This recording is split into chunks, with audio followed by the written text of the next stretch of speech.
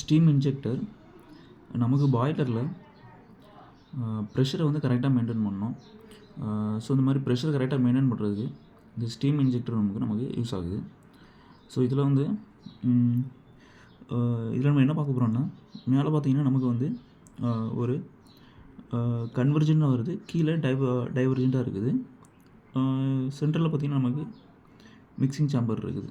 So இந்த பாய்லரில் கரெக்டாக pressure maintain பண்ணுறதுக்கு ஸோ இந்த பார்ட்ஸ்லாம் எப்படி வந்து யூஸ்ஃபுல்லாக இருக்குது.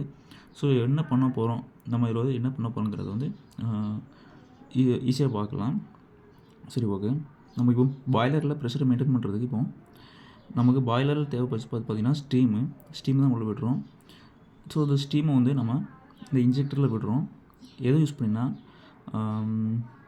நமக்கு வந்து எவ்வளோ ஸ்டீம் விடணும் அப்படிங்கிறதுக்காக ஹேண்ட்வீல் இருக்குது. இந்த ஹேண்ட்வீல் வந்து பார்த்திங்கன்னா அதோட எண்டில் வால்வ் இருக்கும். ஸோ இந்த ஹேண்ட்வீலை ரொட்டேட் பண்ணி எவ்வளோ ஸ்டீம் ஃபஸ்ட்டு வந்து நம்ம உள்ளே வந்து பெர்மிட் பண்ணணும் அப்படிங்கிறத வந்து ஃபஸ்ட்டு நம்ம இது டிசைட் பண்ணணும்.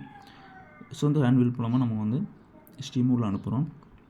ஃபஸ்ட் பார்த்திங்கன்னா நமக்கு வந்து கன்வர்ஜனாக வரும், ஒரு குறுக்கலாக வருதா, கன்வர்ஜனாக வரும். ஸோ இந்த மாதிரி கன்வர்ஜன் ஆகும்போது லோ ப்ரெஷர் ஆகும், அதே நேரத்தில் கைனடிக் எனர்ஜி அதிகமாகும், ஸ்பீடு அதிகமாகும். ஸோ ஸ்பீடு அதிகமாகி ஸ்டீம் வந்து உள்ளே வருது. ஸோ அதே நேரத்தில் நம்ம இங்கே வாட்டரை வந்து உள்ளே வந்து உள்ளே கொடுக்குறோம். ஸோ எதனாலனா இங்கே பார்த்திங்கன்னா நமக்கு மிக்சிங் சேம்பர் இருக்குது. இதில் வாட்டரையும் ஸ்டீமையும் மிக்ஸ் பண்ணணும். பாய்லரில் சரியான ப்ரெஷர் மெயின்டைன் பண்ணணும். ஸோ அதுக்கு வந்து இந்த ரெண்டையும் மிக்ஸ் பண்ணி நம்ம வந்து கரெக்டான விதத்தில் மிக்ஸ் பண்ணி உள்ளே அனுப்புகிறோம். ஸோ இந்த ஸ்டீமோட கைனடிக் எனர்ஜி அதிகமாகும் போது வாட்டரும் ஸ்டீமும் சரியாக மிக்ஸ் ஆகும். எப்போதுமே ஸ்பீட் அதிகமாக இருக்கும்போது நமக்கு மிக்சிங் ரேஷியோ அதிகமாக இருக்கும். ஸோ அதை மிக்ஸ் பண்ணியாச்சு. ஸோ இங்கே பார்த்திங்கன்னா நமக்கு டைவர்ஜெண்ட்டாக இருக்கும். ஸோ நம்ம மிக்சிங் ஆல்ரெடி முடிஞ்சிடுச்சுன்னா நமக்கு பாய்லரில் வந்து சென்ட் பண்ணுறதுக்கு அதிக ஹை ப்ரெஷர் தேவைப்படும். நமக்கு வந்து பாய்லரில் ப்ரெஷர் மெயின்டைன் பண்ணுறதுக்கு ஹை ப்ரெஷரில் தான் நம்ம வந்து அனுப்பணுங்க உள்ள. ஸோ இது மாதிரி டைவர்ஜெண்ட் ஆகும்போது ப்ரெஷர் இன்க்ரீஸ் ஆகும், கைனடிக் எனர்ஜி கம்மியாகும்.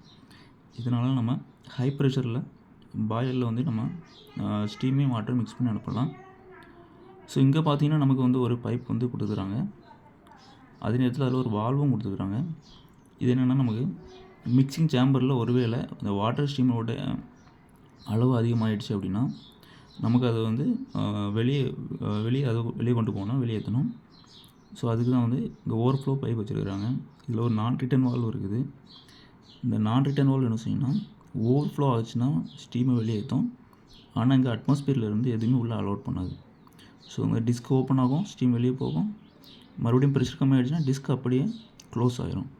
ஸோ அதான் அந்த நான் ரிட்டர்ன் வால்வு. ஸோ இங்கேயும் பார்த்திங்கன்னா ஒரு நான் ரிட்டர்ன் வால்வ் இருக்குது. ஸோ நம்ம பாய்லரில் உள்ள கொடுத்த பிறகு மறுபடியும் பாய்லர்லேருந்து ஸ்டீம் வந்து இங்கே உள்ளே வந்துடக்கூடாது. ஸோ அதனால் ஒரு நான் ரிட்டர்ன் வால்வ் க்ளோஸ் பண்ணியாச்சுன்னா இங்கே ஸ்டீம் வந்து வெளியே போக மட்டும்தான் செய்யும், உள்ளே வராது.